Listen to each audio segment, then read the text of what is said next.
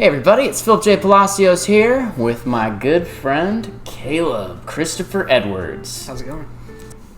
You are a folk musician Yeah. by trade, Yeah. and to me, that is a very kind of original storyteller in the purest sense. Yeah. Along with like campfire stories and then Totally. somebody whipping out the banjo, the fiddle, and telling stories through that. Can you explain how you do that to me? Yeah, I would agree with you that folk music, folk tales, even folk poetry and stuff like that, they are the original. Without folk tales and every culture has its own songs, its own tunes, its own tales, its own poems and stuff. Without those, we're not a people, and so I think those have really informed me and probably my writing style, probably the content that I'm writing about, I would imagine, or the subject matter. And the instrument you play is?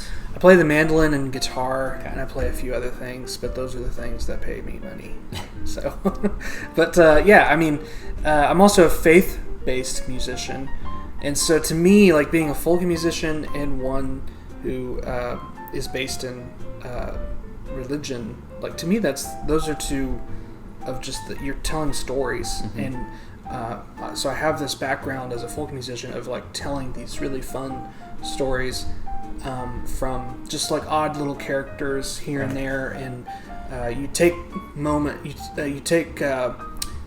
you observe people and the land in a way that maybe some people don't, and then being a faith-based musician, you sort of run it through the filter of, what does this say about the gospel, and or what does the gospel say about this particular story, right? And so to me, the gospel and the story of Jesus is just the best folk story, and he was essentially A storyteller. and like Parable. tell me the difference between Jesus Christ and Woody Guthrie. Besides I fully believe that Jesus would have hopped trains had he been around in the 50s. Thoreau had his fairies. You have your Woody Guthrie being Jesus. Exactly. All right. Gotcha. Yeah. So, but anyways, I think the two are related, and I think it's informed the way I write stories, because to me it's all the same. Right. So a song is just a story in short form. Right. So What constitutes, in your opinion, the best kind of folk song? ooh, that's a good question. I think one that it has to be timeless. So the best folk songs are ones that don't give away the period in which they're written. I like that. So you have some that are about trains, a lot of them about trains, but that could be in the last 100 years. We still got trains. We still got trains, or even longer than 100 years. But in fact, they actually kind of date themselves now because we don't ride trains as much, which is very sad. We like trains in this household. We like trains in this household. We sure do. Wait, that's a truck. Oh no. It's all right. So I think a folk song that doesn't date itself. Okay. A folk song, if you're going, because a lot of folk music is protest music, and so a lot of like Woody Guthrie, he's being very, very detailed and specific in what he's calling out and protesting, Right.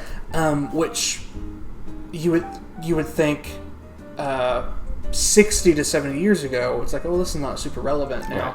The thing about history is that it always repeats itself. So eventually, it probably will be relevant again. So I think if you're going to write a protest song, like you write it in a way that maybe sometimes you're being a little ambiguous, Right. or perhaps the truths that you're using to combat or to protest whatever it is you're protesting, like those are hopefully universal Right. truths. So timeless.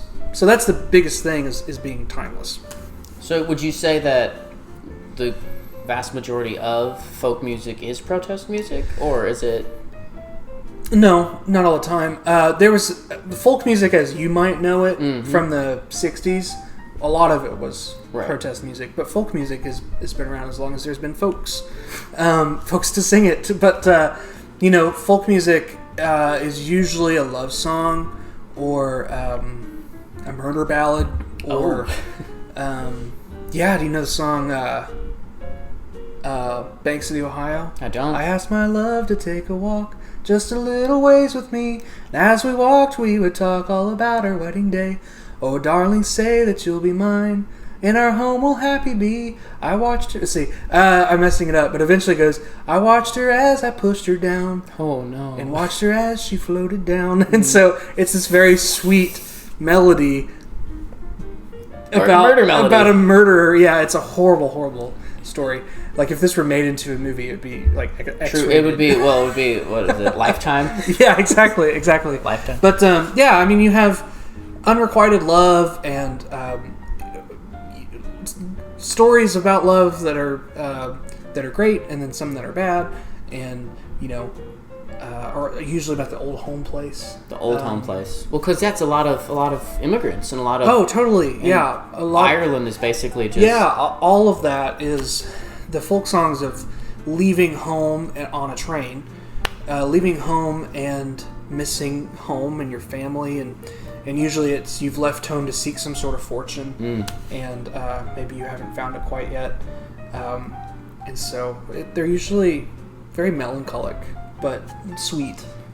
Which I think that is life. Yeah, and it's bittersweet. And I think that I'm obsessed with folklore and fairy tales, as you well know, and I think that that's interesting that everything you're talking about are all the archetypes for fairy tales. Yeah, they really are. Yeah, the heroes of these fairy tales. Right. Sometimes they're darker than what we would like to admit.